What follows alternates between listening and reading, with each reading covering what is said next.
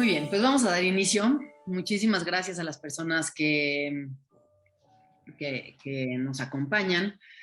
Gracias también a dos extraordinarios periodistas que están hoy con nosotros, que bueno, pues ya ustedes los conocen, sobre todo los que estuvieron siguiendo en redes sociales su trabajo. Arturo Ángel es un periodista que ha seguido de cerca muchos de los casos de corrupción más grandes en el país. Es autor de la investigación de César Duarte, de los millones desaparecidos que siguen sin encontrarse, de Javier Duarte, perdónenme.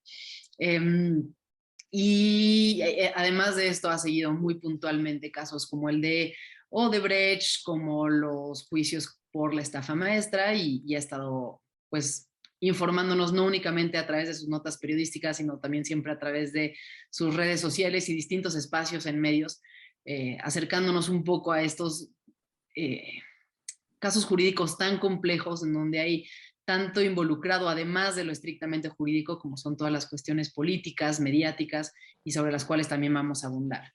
Y Miriam Castillo es otra extraordinaria periodista que ha investigado muchos casos también importantes, desde Mexicanos contra la Corrupción y la Impunidad, estuvo involucrada en la investigación de la estafa maestra y pues ahora ya desde espacios estrictamente periodísticos, ¿no? Si es que el otro era como hay una combinación, ¿no? De think tank con periodismo y sí ya volcada 100% al periodismo y bueno, además participando en otros proyectos periodísticos interesantes y me faltó decir algo relevante de su trayectoria, es que hay tanto que decir de ambos, que seguro dejé fuera muchas cosas y bueno, pues ahorita que les dé el micrófono también aprovechen para contar de su experiencia porque sé que todos aquí se van a enriquecer.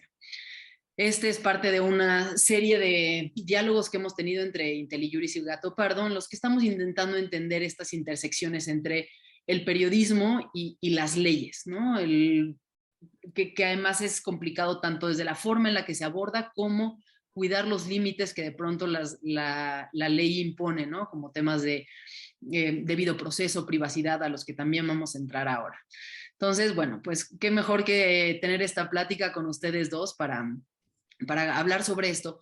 Y quisiera empezar preguntándoles por su trabajo, que cada uno de ustedes me platique aquel caso que a ustedes los marcó, tal vez es aquel que yo ya mencioné, igual y es otro, y que me platiquen cuáles fueron como estos retos en términos legales que se enfrentaron, ¿no? De cómo cubrir un proceso de corrupción tan complicado como los que ustedes han cubierto. Entonces, si quieres empezamos contigo, Miriam.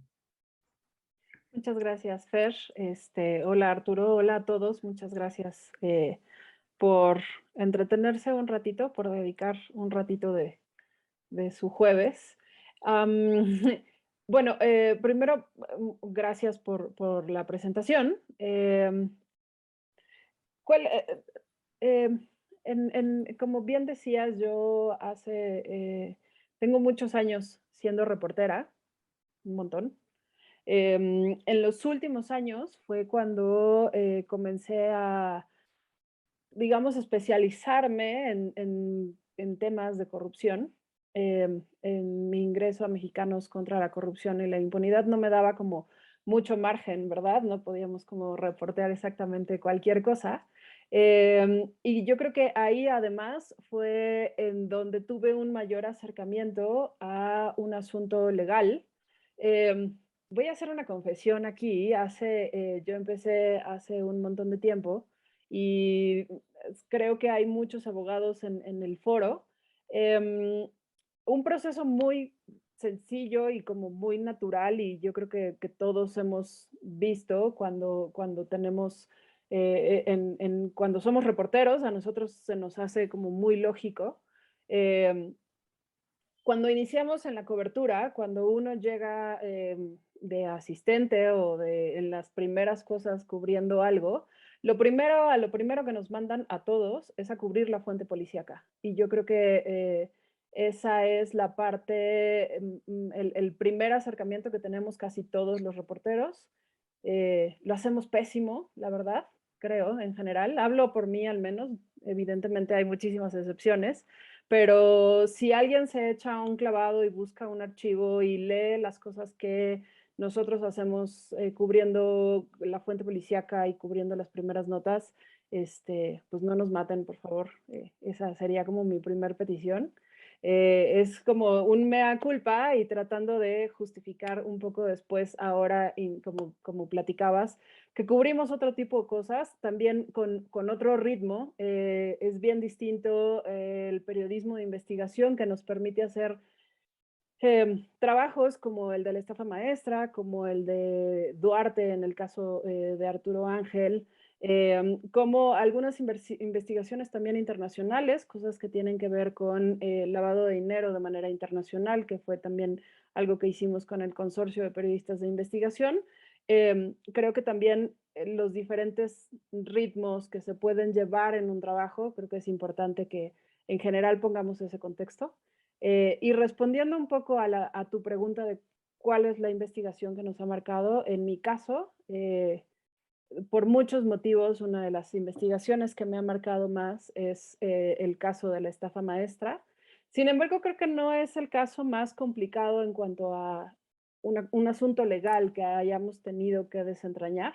Eh, ¿Cuál fue tu Creo que más complicado? el más complicado, el caso más complicado en donde tuvimos que consultar un montón de cosas y es algo curioso. El caso más complicado es un proyecto que se llama ¿Por qué se cayó mi edificio? Es una nota que hicimos a partir de los daños que sufrieron algunos edificios después del 19 de septiembre, porque ahí teníamos que tener muy claro si hacíamos algún tipo de acusación, dónde estaban los derechos de las víctimas. Había muchísimas víctimas, niños en varios de los casos, y entonces había procesos abiertos, procesos judiciales, en contra, por ejemplo, de algunos constructores, alguien que supervisaba, alguien que sí se encontraba dentro de una estructura de gobierno y otras personas que eran particulares, que aparentemente no tenían alguna responsabilidad legal, pero al mismo tiempo sí. Creo que jurídicamente, en mi caso, han sido como de las cosas en donde más he aprendido, pero también en donde ah, requerimos un acompañamiento mucho más específico. La cobertura de la corrupción cotidiana, un poco más cercana a las personas, me parece que a veces es la que requiere un acompañamiento distinto, porque las grandes coberturas en las grandes, digamos, corporaciones, quizá las leyes son un poco más marcadas y cuando tienen que ver funcionarios públicos, pues nada que no esté permitido se puede hacer en una parte. Entonces, cuando el derecho va en otra parte, creo que es en donde la cosa se pone entretenida. Muchísimas gracias, Miriam. Arturo, ¿cuál sería el caso que tú elegirías? Listo, listo. Hola, buenas noches. Antes que nada, gracias por estar aquí. Ya medio tarde y además creo que está jugando la decepción mexicana, entonces, qué bueno que se encuentran por acá. ¿Cuál ha sido el caso? Está complicado, la verdad, la pregunta, Fernanda, porque en realidad creo que a diario, por el asunto de los temas que a mí me toca cubrir, nos enfrentamos con dificultades, ¿no? Y con dudas en el término de cómo presentar la información. Yo me he dedicado, digamos, yo llevo 14 años, no, ya como 16 años en coberturas periodísticas. Confirmo lo que dice Miriam exactamente, o sea, uno empieza cubriendo policía y algunos ya nos quedamos ahí, ¿no? Si bien luego ya va variando, ¿no? En mi caso, pero en mi caso igual, comencé cubriendo temas de la Secretaría de Seguridad Pública de la Ciudad de México y pues ya a partir de ahí luego la fiscal, bueno, la entonces Procuraduría Capitalina, y luego ya las fuentes, luego ya la ruta generalmente es esa, ¿no? Sobre todo para los que cubrimos temas de seguridad, avanzas luego ya a los temas federales de seguridad y entonces ya me tocaba cubrir la PGR y la Policía Federal. Y luego ya conforme fui, en mi caso, cambiando de medio, es como llegué a lugares donde ya no era tan relevante el día a día como podía ser en un periódico convencional, sino ya la oportunidad de poder investigar otro tipo de casos mucho más a fondo, ¿no? Y a partir de ahí es como más allá de los temas de seguridad, que siempre he estado cercano a ellos y por eso constantemente me toca la cobertura de temas que pues, tienen que ver con acusaciones y con este tipo de cosas. También tuve la oportunidad de entrar al tema de pues, poder trabajar asuntos mucho más a fondo, ¿no? No me gusta eso de hacer periodismo bueno, como luego dicen, de ser periodista de investigación, porque en realidad creo que siempre estamos investigando. Más bien, si eres periodista y no investigas nada, sí no creo que estés haciendo el trabajo, porque hasta una nota del día requiere un trabajo de investigación, de verificación, etcétera. Pero sí, digamos que conforme llegué, sobre todo cuando llegué ya a Animal Político, tuve la oportunidad de trabajar en trabajos de largo aliento. Evidentemente, el reportaje que publicamos en el 2016 relacionado con la red de corrupción en el estado de Veracruz, con Javier Duarte, sin duda ha sido, yo creo que la historia de mayor impacto que en mi caso me ha tocado participar, no solamente por el hecho de Javier Duarte en sí, que, que, que, que lamentablemente en un país donde no pasa nada y donde hay grandes investigaciones que no derivan en nada, yo creo que este entró en las excepciones y pues sí pasó algo y el señor se terminó escapando y lo terminaron deteniendo y acusando y sentenciando y ahorita está en la cárcel, sentenciado. Que si ustedes me preguntan quién está en la cárcel, ya son pocos y quién está en la cárcel y sentenciado, pues muchos menos, ¿no? Entonces, de entrada por ese lado yo les diría que fue ya con ese simple hecho en un país donde prevalece la impunidad, ya ese de entrada tiene este ingrediente extra, ¿no? Pero la verdad es que lo más importante de ese reportaje es que creo que nos permitió aprender y documentar una forma en cómo operaba un sistema de corrupción y desarrollar una metodología para investigarlo, ¿no? Y yo recuerdo mucho que cuando íbamos a publicar ese tema de Javier Duarte, hablamos y siempre lo traigo a colación, no es ahora que sea en este foro, pero es la verdad. Yo busqué a Luis Pérez de H cuando estábamos preparando esa investigación y le llevamos los documentos, le planteamos la hipótesis, se lo dejamos una semana para que lo revisara toda una semana, después regresé con él y Luis Pérez me dijo, a ver, de entrada te digo dos cosas. Uno, en efecto es correcto, se están asignando contratos a estas empresas, son empresas que no existen, porque si bien están constituidas legalmente, en la realidad no operan, pero pueden emitir facturas, etcétera, etcétera. Pero él me dijo, pero esto que estás documentando aquí lleva pasando en el país desde hace muchos años, en muchos lados. No lo inventó Javier Duarte, tal vez él sea el más descarado, pero hay una gran estructura. Y la verdad es que creo que el tiempo ha probado excesivamente y lamentablemente que todo eso era totalmente cierto, ¿no? Después de esta experiencia que tomamos en Animal Político de cómo documentar este tipo de fraudes, luego la aplicamos, mis compañeros la aplicaron en el caso de la estafa maestra, con los resultados que ya conocen, pero luego muchos medios lo empezaron a hacer, ¿no? Y la verdad es que ahora se volvieron incontables los casos en múltiples estados de ya documentados, no casos aislados, ¿saben? Sino un sistema de cómo se desviaban recursos y llegó Operación Zafiro, por ejemplo, donde se involucraba el gobierno de Chihuahua, el del otro Duarte, ¿no? Con estos esquemas. Entonces, sí te diría que ese fue el caso de mayor impacto, pero sobre todo, no por el tema de Veracruz en sí, sino por, creo que lo que nos enseñó y el fenómeno que destapó y que hasta el momento sigue teniendo ecos, ¿no? Sí recuerdo que tuvimos Bueno, y alguna también por el restricción. caso de Veracruz en sí, ¿no? En términos de montos, el dinero desaparecido en Veracruz es mucho más que lo que hemos visto en otros casos, ¿no? Sí, bueno, hasta el momento en Veracruz hay desaparecidos más de 60,000 millones de pesos, ¿no? O sea, ni siquiera sumando todos los demás otros casos, ni federales llegas a eso, ¿no? Eso fue una locura y lo más loco es que la mayor parte de ese dinero siga totalmente desaparecido sin explicación. La rebanada del pastel que nosotros documentamos en aquel primer reportaje abarcaba 600 millones de pesos, luego un año después ya presentamos una cuestión mucho más completa y documentamos en total 3,600 millones. Pero Y sí, insisto, contaron para dónde.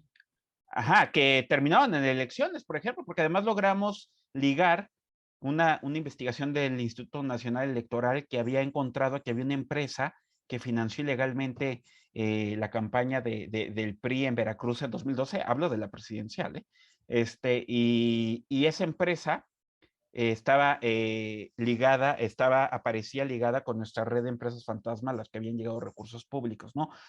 Pero fue una casualidad, ¿saben? O sea, porque ni la autoridad, ni nosotros, evidentemente, los periodistas, hemos desentrañado esa gran madeja. Yo creo que no lo hacemos porque seguramente lo que brotaría de ahí sería tantas cosas, ¿no?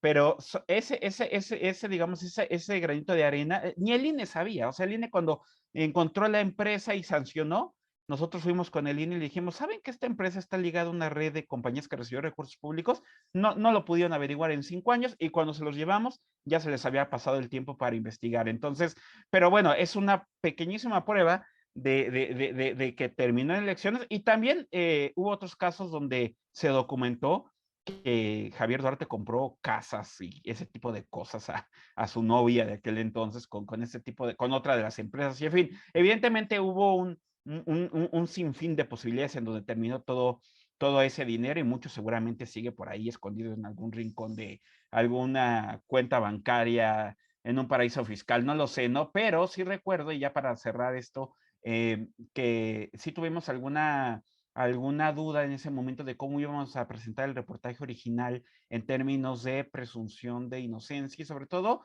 en lo que podíamos afirmar y no, de rigor periodístico, sobre todo diría, ¿no? Porque no podíamos decir que Javier Duarte se había robado el dinero, ¿no?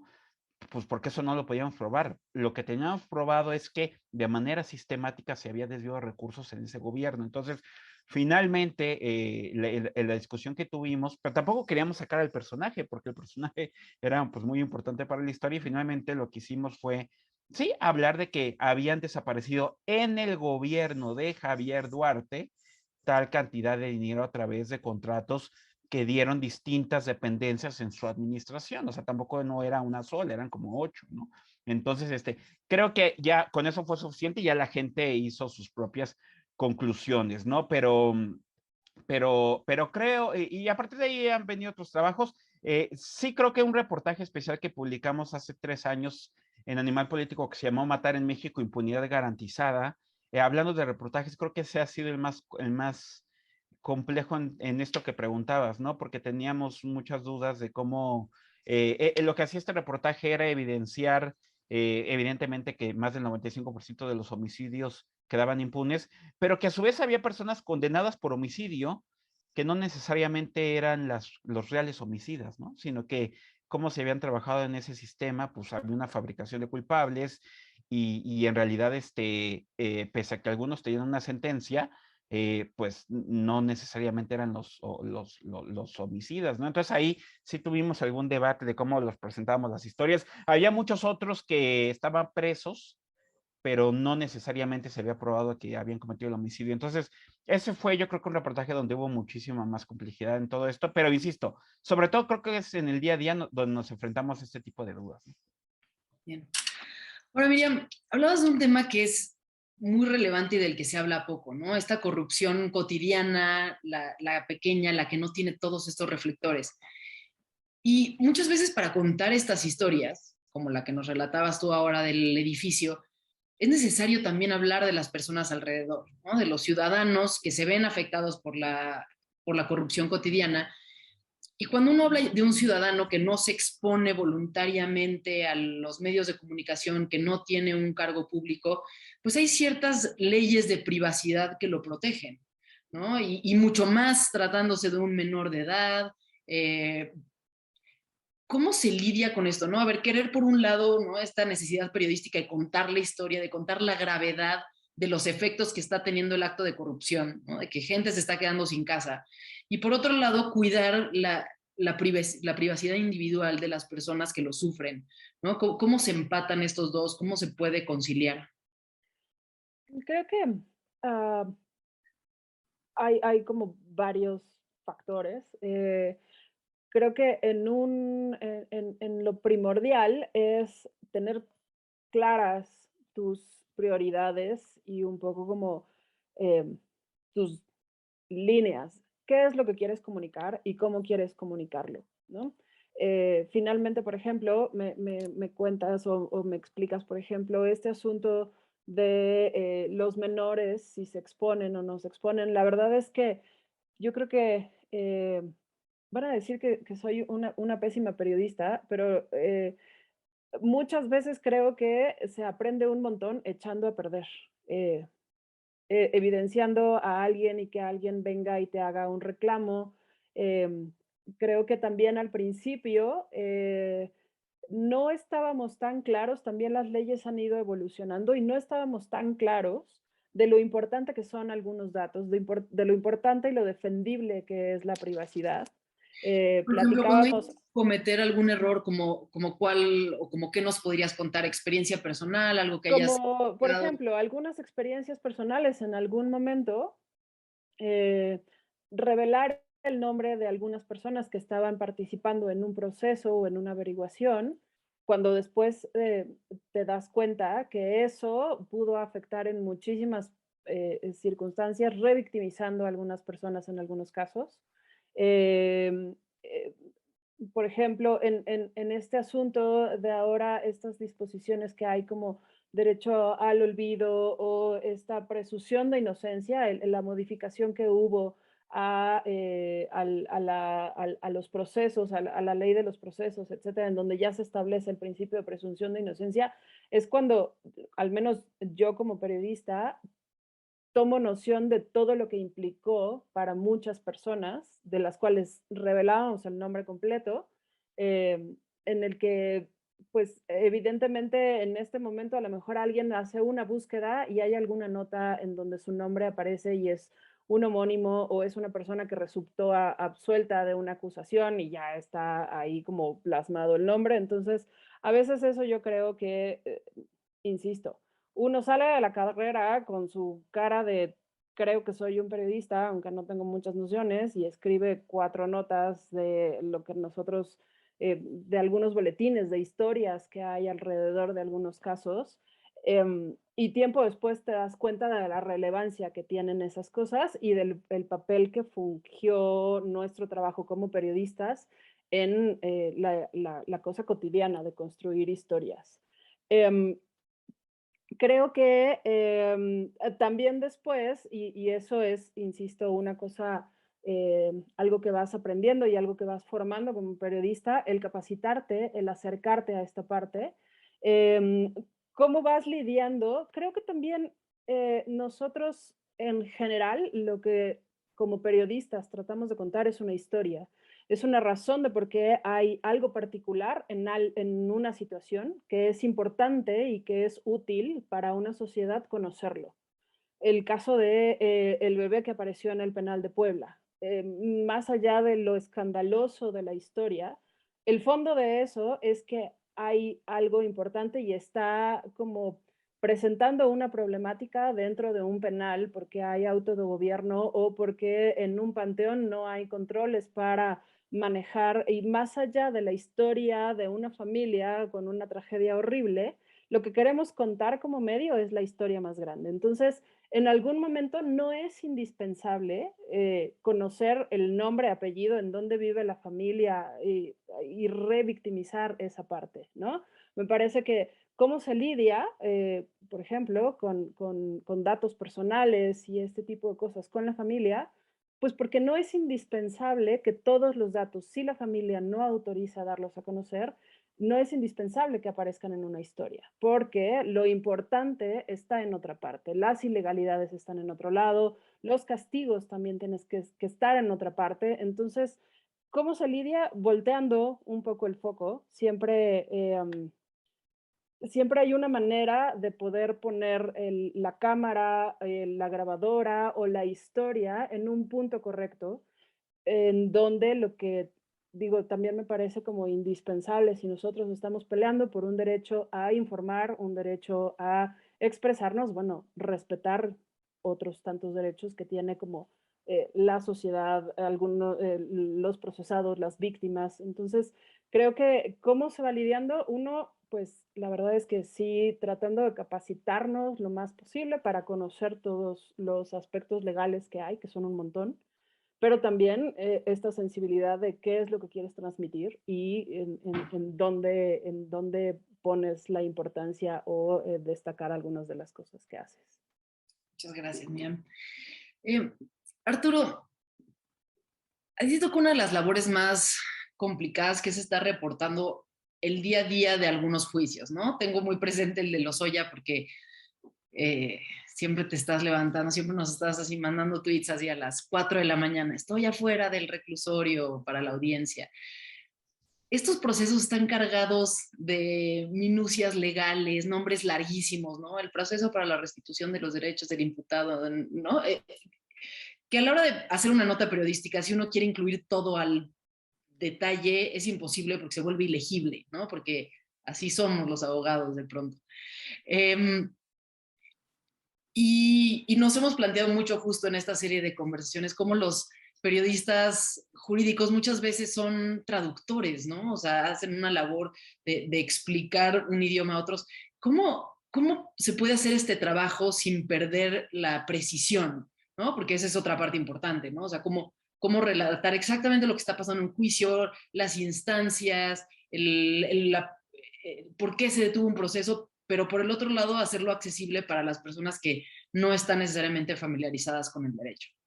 Sí, no, yo creo que esto, y aplica ahorita para el tema de derecho, pero aplica también para los que cubren temas económicos y en sí, pues, cualquiera de estas Los ramas para los científicos, que ¿no? cubren. Recientemente les ha tocado con la Es que, sí, es que creo que ahí va un punto coyuntural de nuestra función y del por qué, pues, existimos por qué tenemos trabajo los periodistas y cuál es nuestro rol, ¿no? Evidentemente, en este tipo de temas, y además curioso porque llevo 2 días hablando de eso, ayer justamente afuera de la audiencia de Lozoya, mientras esperábamos, un compañero justamente platicaba la anécdota de que su editora, constantemente entrega sus notas y la editora le dice, oye, pero es que ¿por qué pones prisión preventiva justificada? Eso nadie lo entiende, o sea, tradúcemelo. Y él con el temor de decir, es que, y si lo pongo otra cosa, no es lo correcto. Entonces, él decía, digo, él también, este colega está súper joven y decía que está enfrentando ahorita a este tipo de retos, ¿no? De que tiene el miedo de no ser preciso. Entonces, uno tiende a irse hacia allá, pero eso nos pasa a todos, ¿eh? Tiendes, creo que conforme, a ver, pasa un poco como los compañeros que cubren policía y cubrían policía durante muchos años. Yo cuando comencé a cubrir los temas de policía, en verdad, me acompañé cuando conocí a los reporteros que cubrían eso, hablaban como policías. O sea, literal, y hablaban con claves que yo decía, pero ustedes son policías o son infiltrados aquí y luego se volvieron periodistas y me decían, no, somos periodistas, pero pues es que la jerga policial y ese tipo de cosas, y en verdad hablan, y además, bueno, en aquellos tiempos tenías los radios y ese tipo de cosas, entonces, es que creo que sí hay un proceso, a ver, por ejemplo, yo varias veces he dicho que yo hablo, y esto es verdad, yo en mi día a día creo que hablo más con abogados que con otros periodistas, ¿sabes? ¿No? Porque es lo habitual del trabajo que hacemos. Entonces, creo que es inevitable que si bien uno, por supuesto, yo en mi caso ni estudié derecho ni nada de eso, y que para ustedes seguramente pues tampoco hablamos como abogados, pero para nuestros jefes y el público sí empezamos a escribir y hablar de una forma extraña, ¿no? O sea, exacto, Yo ¿no? voy a abusar de la confianza que tengo con Arturo, lo conozco desde hace unos buenos años.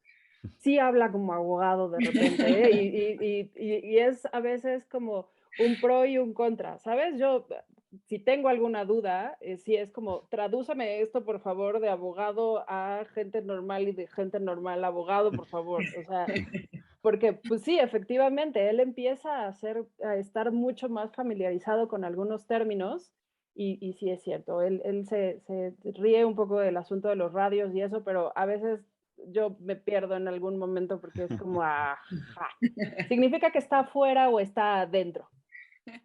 Exacto, ¿no? Entonces, pero la verdad es que al lector, el estar, y ahí sí tiene toda la razón, nuestros jefes, editores y en general quien te pide claridad, pues es que si solamente estamos replicando lo que ustedes dicen, por ejemplo, me refiero a los abogados y eso, pues en realidad, ¿para qué estamos nosotros? Pues mejor ustedes pónganse a escribir las notas directamente y ya, ¿no? O sea, la función de los periodistas es pues tratar de asimilar, y ahí está el reto y el chiste de la chamba que nosotros hacemos, ¿no? Es sin perder precisión, pues ponerle en un lenguaje que todo el mundo lo entendamos, porque evidentemente pues ni yo, ni la audiencia, ni la señora que va a leer la nota, o el señor, o quien sea, pues es abogado, y de nada va a servir que yo le ponga conceptos que no va a entender, porque eso es lo mismo que no le dijiste nada, y entonces no estamos haciendo la función de comunicar ni de informar, ¿no? Entonces, entonces ahí sí creo que, y es lo que platicábamos y debatíamos con unos compañeros,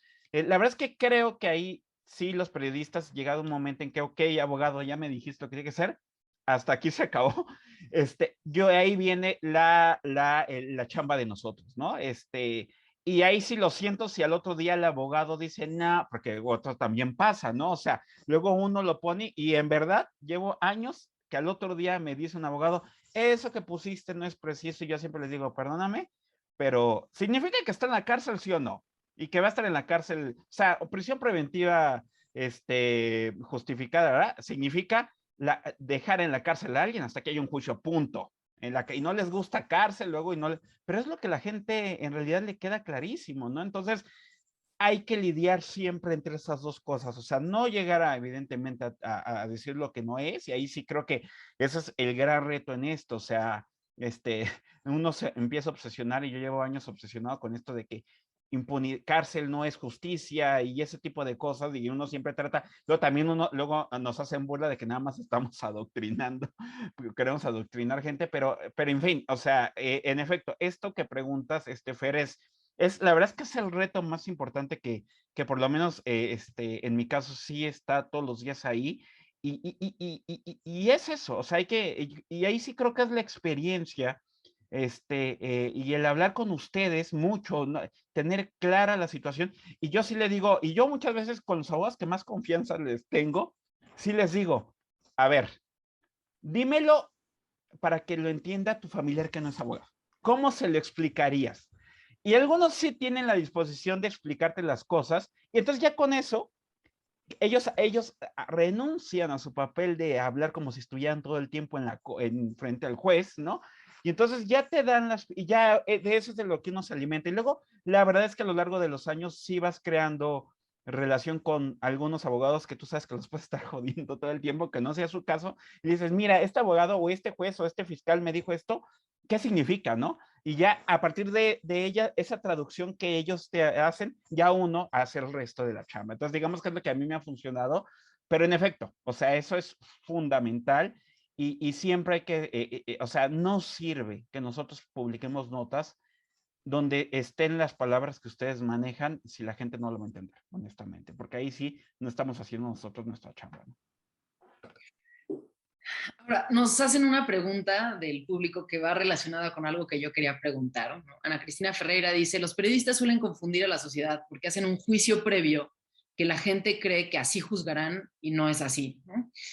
Y bueno, mi pregunta iba un poco a casos como la estafa maestra, ¿no? En donde se logra detectar un sistema de corrupción, como lo llamaba Arturo, en donde se logran identificar responsables, tal vez no quién firmó el acta, pero quién era el titular de la dependencia, quién, ¿no? De qué estado a qué estado se movió el dinero, quiénes eran las personas involucradas. Y sí, de alguna forma se presenta un caso, ¿no? En donde estos son los responsables, este fue el modus operandi, este fue la motivación. Miriam, ¿cómo se hace para presentar un caso así? Cuidando la presunción de inocencia, ¿no? En términos legales. Si es que los periodistas tienen alguna responsabilidad, que no, eso también me gustaría escuchar tu opinión, ¿no? ¿Hasta dónde llega la responsabilidad de los periodistas para cuidar la presunción de inocencia cuando hay mucha evidencia?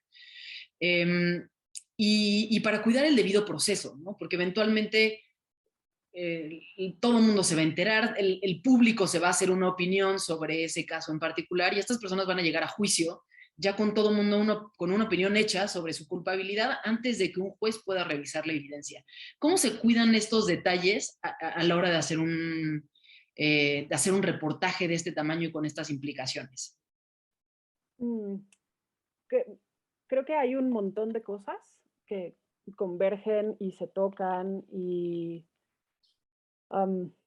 no estoy segura de que en el momento nosotros como periodistas, vamos marcando un objetivo y una línea y digamos, como parte de nuestros procesos para generar información, vamos adquiriendo una metodología, tenemos una hipótesis, encontramos un dato, hay algo que nos brinca y entonces fabricas como una idea que tienes una hipótesis, en el caso de la estafa, se desvió dinero de las universidades. Al principio era como muy sencilla y muy sucinta e incorrecta. Y nos pasa muy seguido, ¿no? Y conforme vas buscando, vas integrando datos, vas construyendo las cosas, se va cambiando un poco la hipótesis. Y nuestro objetivo siempre está marcado en varios puntos, en varias cosas, pero lo que decía un poco Arturo, ¿no? Nuestra función es bien distinta a la que tiene un abogado, a la que tiene un funcionario público, y nuestra función es informar. Y a veces em, quizá las expectativas que hay de una cosa y lo que verdaderamente sucede cuando nosotros vamos a conocer algo, eh, no coinciden porque nuestra función es otra. Me voy a tratar de explicar un poquito. Cuando nosotros cubrimos y fuimos detallando el caso de la estafa maestra, nosotros, una de nuestras preocupaciones más grandes era que al día siguiente de la publicación, eran varias, al día siguiente de la publicación, ninguna empresa nos dijera, yo sí existo y dijiste que no existía. Entonces, tuvimos muchísimo cuidado en buscarlas muchísimas veces, en darles oportunidad de que hablaran, de que dieran su postura, de buscar a las dos partes. Em, Otra de las cosas en las que tuvimos muchísimo cuidado fue en no hacer una afirmación falsa. Entonces, por ejemplo, no pudimos decir de inicio que en la estafa maestra, por ejemplo, no se habían cumplido los servicios. ¿Por qué? Porque nosotros no teníamos elementos para saber si se habían hecho o no algunos de los trabajos, porque en las dependencias, los papeles decían así como a mí, yo pagué por un servicio y la dependencia me lo cumplió. Cuando nosotros tratábamos de comprobar eso, era muy difícil y era un camino complicado. Pero, por ejemplo, nosotros jurídicamente no tenemos pruebas para decir que un trabajo se cumplió o no. Lo único que pudimos decir es, las empresas que se supone que tenían que hacer esos trabajos no tienen empleados, no tienen oficinas, no tienen escritorios, solo tienen papeles y una cuenta de banco. Juzgue usted si con esas posibilidades alguien puede desempeñar un trabajo, ¿sabes? Yo no puedo, yo en ese momento, ahora tenemos muchos más elementos, encontramos algunos papeles, algunas declaraciones de funcionarios, etcétera. La cosa se fue modificando un poco, pero el día que nosotros publicamos no teníamos elementos para decir que no se cumplieron los trabajos. Lo único que nosotros podíamos decir o presentar eran hechos. También nosotros presentamos lo que encontramos, que normalmente son cosas incompletas. Son algunas pistas, algunos papeles, señalamientos, casos, cosas que venimos investigando, pero en realidad, un poco lo que decía Arturo en el caso de Javier Duarte, él empezó documentando una parte muy pequeña del desvío. Una vez que se fueron atando cabos y la cosa fue creciendo, bueno, pues empezamos a ver que el todo del que estábamos hablando era mucho más grande. Entonces, a veces creo, y sí me estoy justificando, que nosotros no generamos una expectativa, nosotros vamos poniendo como ciertos cuadros y bueno, insisto, sí, de 96 empresas que participaron, 80 no tenían oficinas, ni empleados, ni comprobantes de ingreso y habían inflado el precio de un servicio, pues sí te da a entender que hay algo súper turbio allí. Y que después no haya un castigo, pues sí es frustrante y a veces es así como, pero es que ustedes dijeron que eso estaba mal. Pues sí, pero de ahí a que yo jurídicamente pueda comprobarlo, esa es otra parte. pero esa no es mi función. Ahora, sí me lo estoy sacudiendo, perdón, pero sí un poco. Daniel Izárraga dice eh, que la función de nosotros los periodistas no es encarcelar a nadie en nuestras historias. Son de verdad casos muy específicos. Si un sistema de justicia funciona correctamente, creo que las denuncias periodísticas pueden ayudar mucho, pero no es nuestra función. La verdad es que hemos hecho unas falsas expectativas y Hollywood también nos ayuda un montón a eso, pero mi función no es meter a nadie a la cárcel. O sea, no puedo acusar a nadie, solamente puedo poner algunos hechos, incluso hechos que no necesariamente son un delito. Hay un montón de cosas que sí son legales, pero yo puedo denunciarlas y decir, esto se hizo, es legal, sí, pero es raro, tiene conflicto de interés, está contrapuntado con, yo puedo dar muchísimo contexto, pero creo que la diferencia ahí es otra. Y ahora sí que yo no hice falsas expectativas. No, y Es creo que que, das en el clavo, Miriam, de la diferenciación de responsabilidades, porque más no se limita claro que hay papeles distintos en la sociedad, ¿no? O sea, pero más allá de eso, la propia Corte ha establecido distintos criterios de veracidad que se pueden exigir, de veracidad, verdad, que se exigen en distintos niveles, ¿no? Una persona no puede acusar difamación cuando se cumplieron ciertos requisitos de rigor periodístico, se encontró cierta evidencia y se presentó de determinada manera. Y entonces creo que los parámetros son otros, ¿no? Mientras que en términos jurídicos se exige que haya una vinculación directa entre el culpable y los hechos, que haya documentación probatoria, que haya una tipicidad, ¿no?, en el delito, es decir, una serie de criterios. Acá lo que se maneja es el rigor periodístico y justo todos estos pasos de los que tú hablabas, ¿no? Cómo presentar la información de manera que no se diga nada que sea falso, que se aten los cabos correspondientes, que se dé a las personas oportunidad suficiente para responder. Es decir, hay una serie de pasos que son completamente distintos que los que se seguirían en un juicio y creo que eso es, pues es fundamental, sí, ¿no? Porque es sí, sí, importante. sí, ahí solo agregaría, perdón que te interrumpa, pero es que, a ver, en realidad para resumirlo de la manera más básica y elemental, pero creo que es así, nosotros contamos historias. Esa es nuestra función.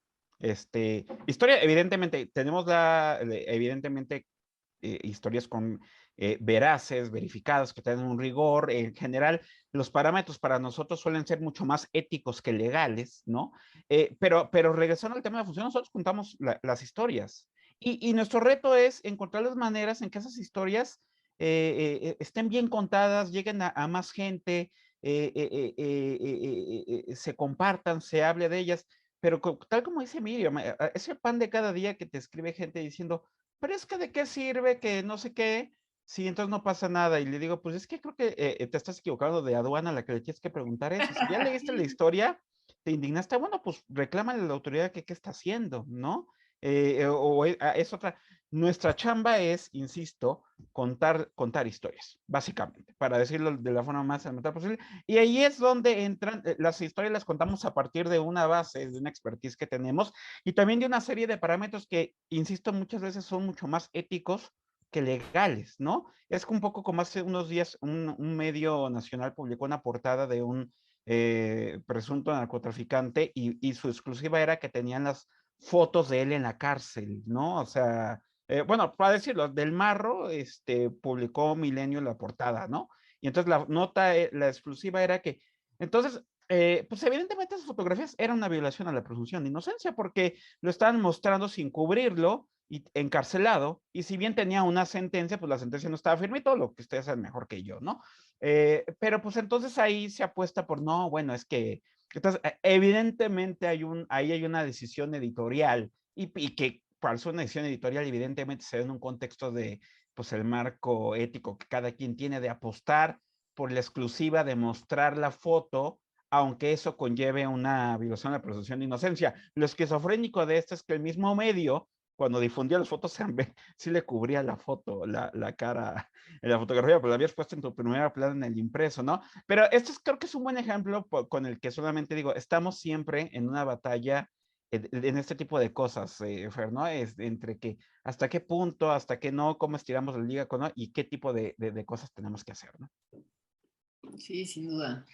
Y preguntan justo ahora en el grupo un tema que es delicado, es sensible, particularmente esta semana.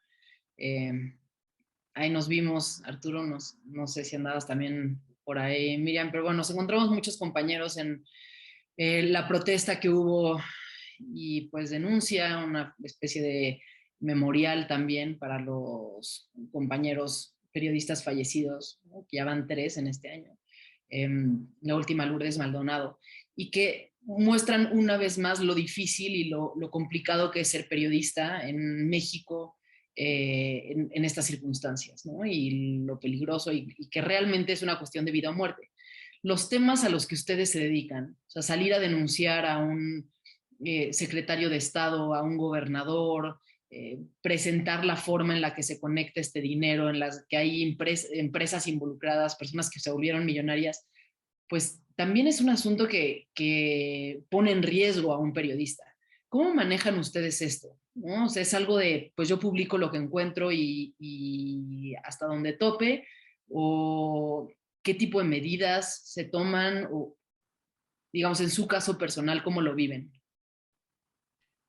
A ver, si quieres yo, primero ahí, híjole, ahí es otra cosa en la que creo que hemos ido aprendiendo con el paso de los años y evidentemente no lo hemos todavía aprendido muy bien. De hecho, una de las cosas que más platicaba con algunos colegas en esa manifestación es que creo que hemos fallado nosotros desde los mismos medios también en saber cómo cuidarnos, ¿no? Si bien evidentemente la autoridad tiene una responsabilidad ahí, sí creo que particularmente cuando se trata de cubrir temas de, a ver, en efecto, cubrir temas de corrupción y eso pues sí te pone en riesgo, pero también ahí sí voy a decir, seguramente Miriam me estará de acuerdo, que para nada es el mismo riesgo hacerlo desde la Ciudad de México, que es una burbuja.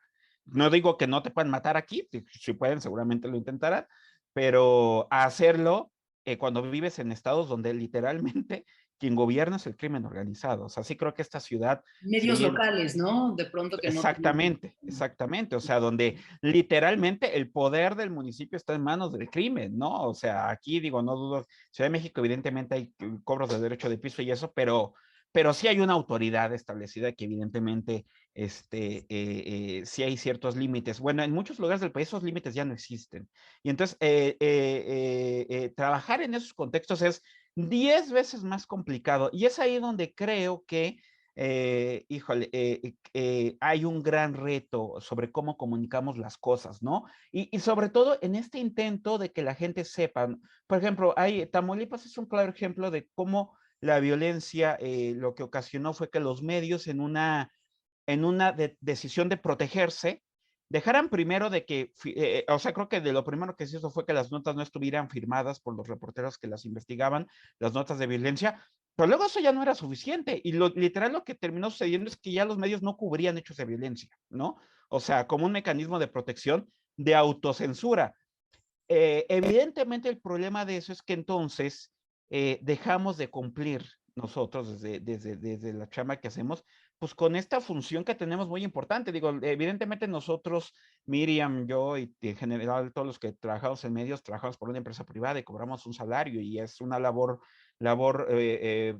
profesional, pero más allá de esta cuestión que evidentemente tiene, de que es un negocio, evidentemente, el trabajar en medios tiene la particularidad de que la función que realizamos los medios cumple y contribuye a la construcción de un Estado democrático porque somos, nuestra chamba de alguna forma o de una forma muy importante, pues contribuye a que en los hechos se confirme el derecho a la libertad de expresión y el derecho al acceso a la información de las personas, lo cual es garantía. Un ciudadano que no sabe, pues cómo puede elegir, por ejemplo, entre un gobernante y otro, ¿no? Y cómo se entera el ciudadano, pues evidentemente a través de muchas veces de los medios de comunicación, ¿no? Y de lo que lee, ve, escucha, etcétera. Entonces, cuando se tomó la decisión de los medios en estados como Tamaulipas y en muchas regiones del país de dejar de cubrir esos temas, está sacrificando la consolidación de ese estado democrático, pero lo haces como una forma de supervivencia. Entonces, ¿qué sucedió?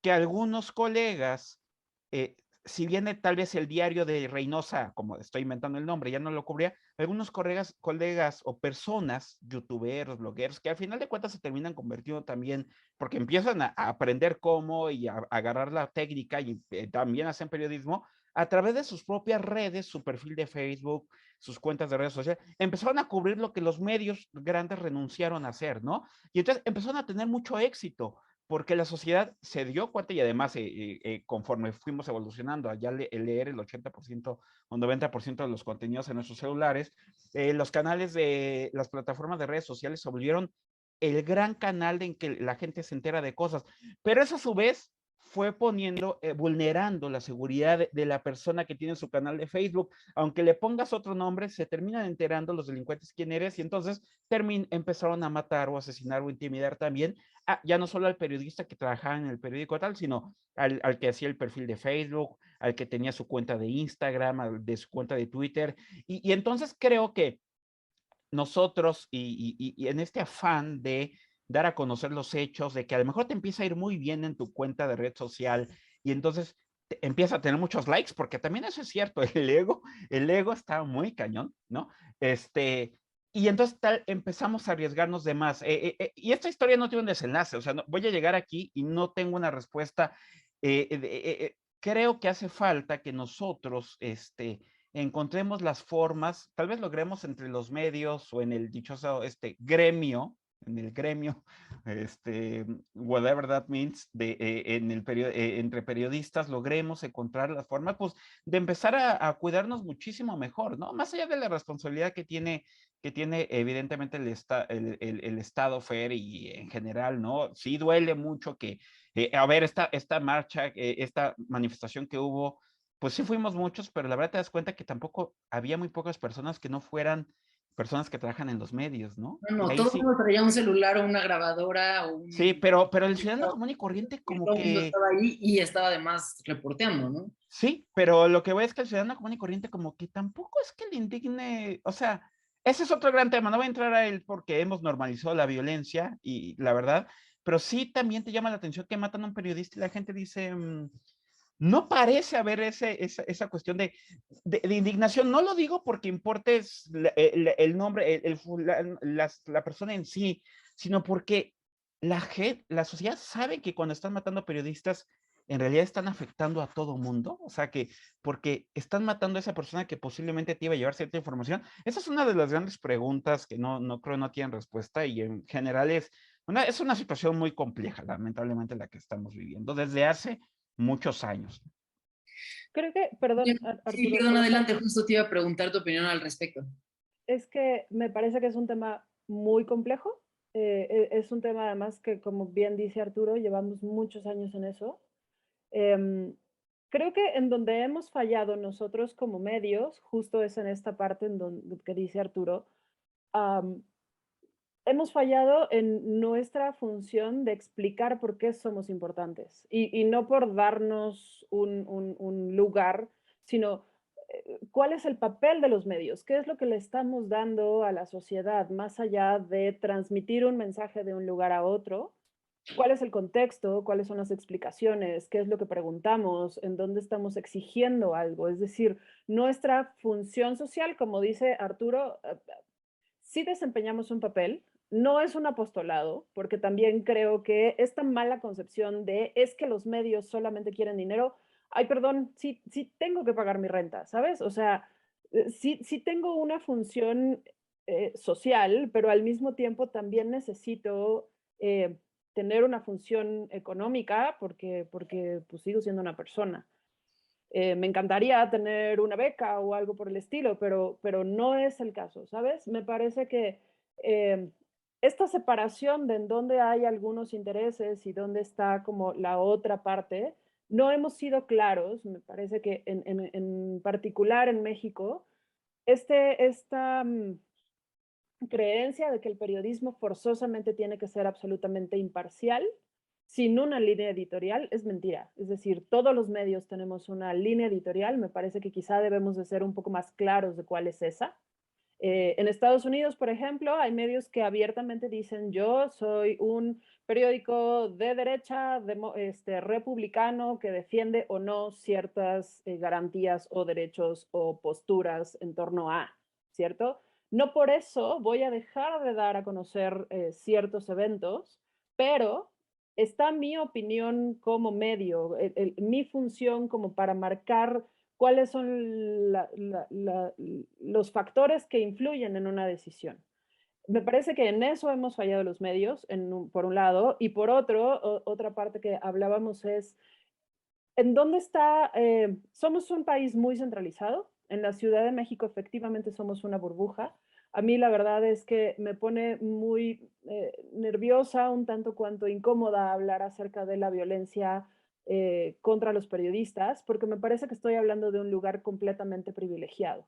Toda mi carrera la he llevado en medios nacionales y con un respaldo de una cobertura en la Ciudad de México. Es decir, he hecho algunas diligencias, etcétera, he pasado 2, 3 semanas, un mes, pero siempre soy como una enviada, no soy una reportera local en un estado y las condiciones son completamente distintas. Lo que decía Arturo, tú estás conviviendo permanentemente y en este momento con un gobierno que desde el gobierno ya hay una invasión criminal o un ejercicio criminal. Pero además de eso, tu entorno cercano, o sea, van al mismo mercado en donde tú vas y compras la fruta, saben perfecto en qué escuela van tus hijos, te los encuentras en la cuadra. Es una dinámica mucho más distinta y me parece que nosotros, desde la Ciudad de México, hemos fallado con los compañeros de los estados en poder acuerpar ciertas investigaciones, que algunas cosas que vayan desde los estados en donde están en riesgo abiertamente, haya un respaldo de medios más grandes, de una cosa nacional, de digamos, creo que debemos de plantear un sistema distinto, ¿no? Por ejemplo, los compañeros en Venezuela o en Cuba, o lo que hacen es buscar algunas alianzas fuera de sus países, fuera de sus fronteras, para poder dar a conocer la información de una manera segura. Quizá deberíamos plantear eso, aunque es un panorama bastante triste y complicado, pero también la verdad es que creo que um, no, no puedo hablar por todos, pero creo que en general quienes nos dedicamos a esto tenemos pocos horarios, las prestaciones no siempre son tan buenas y aún así estamos aquí. Entonces, sí hay algo que te jala, hay algo que no te deja ir, además de que muchos de nosotros no sabemos hacer otra cosa más que esto. Entonces, también, pues viene, insisto, venimos haciendo una función y tratamos de hacerlo lo mejor que se puede. Entonces, quizá ahí está una explicación mal dada de por qué con todas estas cosas en contra seguimos aquí y seguimos haciendo lo que hacemos. Muchísimas gracias, Arturo. Muchas gracias, Miriam. Estamos ya llegando ya al final de la hora, pero bueno, pues sin duda fue una conversación que nos dejó con muchísimas más preguntas que respuestas y por lo tanto creo que fue una conversación exitosa. Les agradezco habernos acompañado, también a todas las personas que nos escucharon y pues que sigan el resto de las conversaciones que hemos tenido de IntelliJuris con Gato Pardo, de periodismo jurídico, y que visiten también las anteriores porque muchas de los temas que tocamos aquí los hemos abordado en otros de las conferencias y de los seminarios. Entonces, pues muchas gracias y nos encontramos por acá el mes que viene. Bye. Bye.